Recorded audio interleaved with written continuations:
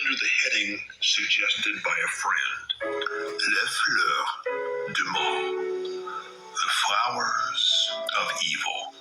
That haunting title stuck. Baudelaire assembled the poems and organized them in a way that gave the individual pieces cumulative power and coherence. In 1857, 2 months before the publication of Les Fleurs du Mal, General Opic died. Baudelaire's mother left Paris for a handsome house in Honfleur on the coast of Normandy. She had always been the central woman in his life. Now there was no rival for her love. He again had his poor, dear mother entirely to himself, though at a considerable distance. As his long, heartfelt letters to her indicate, his mother was his lifelong confidant. He remained fixated in childlike dependence, both emotional and financial, looking to her to solve his personal problems. Never doubting her affection, he constantly sought her approval and forgiveness.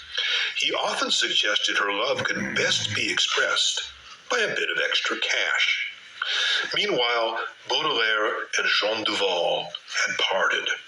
Their early fervor cooled, and his financial problems undermined the security he had once offered her. The alcohol-fueled relationship deteriorated to violent bickering. She had no regard for his unprofitable artistic pursuits. She mocked him as a failure, and even poisoned his cat. He beat her with a candlestick. Nonetheless, Baudelaire could not make a permanent break. He remained, quote, bound like a convict to this chain. He felt a guilty sense of duty to the only woman with whom he ever managed an extended romantic relationship. Both of them now suffered from health problems, but Duval's decline was more rapid. In 1859, his Black Venus suffered a paralytic stroke, probably from the syphilis that infected them both. He would support her meagerly, but faithfully, for the rest of her life. Baudelaire never had another intimate relationship or enduring romance. His poverty, temperament, and reputation made a bourgeois marriage impossible. His other romantic infatuations never went beyond flirtations or brief and probably platonic affairs. In 1857, Baudelaire published the first edition of Les Fleurs du Mal. The volume appeared in an elegant format printed by Auguste Poulet-Malicis, who became a devoted friend and later provided financial assistance to the perpetually needy poet. Poulet-Malicis sought to revive the art of fine printing in France. His books displayed superb typography on excellent paper, often hand-decorated. Determined to have the text published flawlessly, Baudelaire moved into rooms near his publisher. For months, he read and corrected successive sets of proofs, infuriating the printer's partner with expense and delay. He agonized over punctuation and typeface. At the end of June 1857, the book finally appeared in an edition of 1,300 copies. Baudelaire dedicated the volume to Théophile Gautier, quote, the impeccable poet and perfect magician of French letters, end quote. Baudelaire had little opportunity to celebrate the publication of his poems. Within weeks of its appearance, the Ministry of Interior filed a report declaring that the book was an outrage to public morals and an offense to religious morals.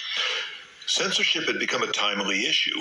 Earlier that year, Gustave Flaubert had been indicted for immorality after his Madame Bovary had been serialized in the Revue de Paris. After a dramatic trial, the novelist had been acquitted. Baudelaire now emerged as a vulnerable target for the frustrated authorities. Le Figaro denounced Le Fleur de Mal as a book full of, quote, all the putrescence of the human heart, end quote.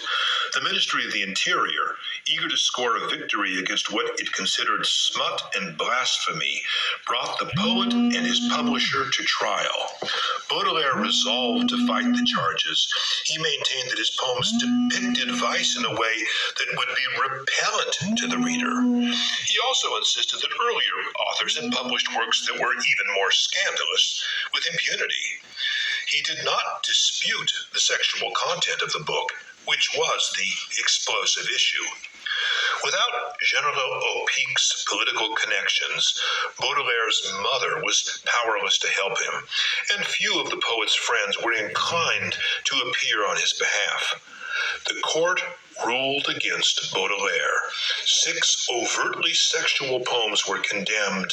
Both the poet and his publisher received fines. Publicly disgraced, Baudelaire knew the scandal had darkened his reputation. Copies of Le Fleur de Mal were removed from sale, the offending verses physically cut out, and the expurgated books returned to stores. The scandal increased sales, but only modestly. Le Fleur de Mal had no commercial success in the poet's lifetime.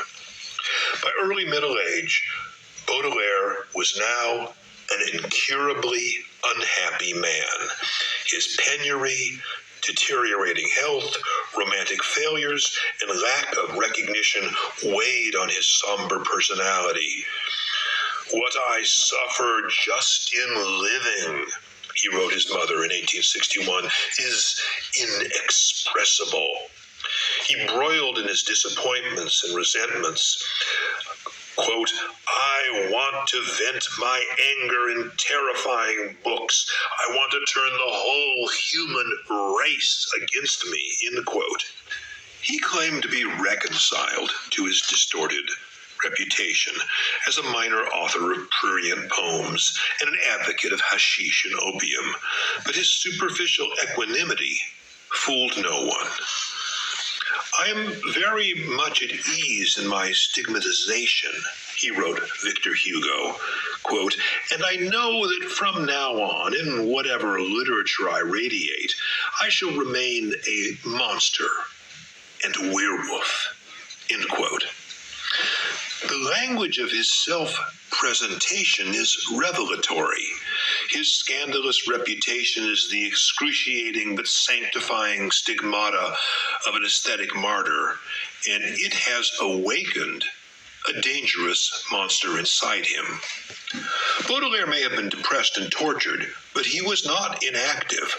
Although he claimed to be supported only by his pride and, quote, "a savage hatred of all mankind," end quote, he wrote with the sustained dedication of an absolute artist. Nevertheless, he could not command the public readership necessary to gain either a major reputation or significant income. The second edition of Le Fleur de Mal in 1860 earned little money, but it attracted a few critical advocates. Swinburne introduced Baudelaire to an English-language readership in a long, carefully argued review that claimed Baudelaire, with Hugo, Browning, and Tennyson, was one of the 4 greatest living poets. A coterie of young admirers had started to form. Meanwhile, Baudelaire adapted Thomas de Quincey's notorious Confessions of an English Opium Eater into a pharmaceutical farrago, The Artificial Paradises. The book combines a free translation of excerpts from de Quincey with Baudelaire's personal manifesto on drugs as a means for human self-improvement. He describes the effects of opium and hashish and discusses the devious course of addiction. Both subjects he knew well. Much of the book is a paean to the power of narcotics to, quote, "open up vast perspectives full of new revelations," end quote. Although Artificial Paradises is a rambling volume, it has had an enduring influence on the literature of drugs and psychedelic experience. In 1861, Baudelaire embarked on a futile and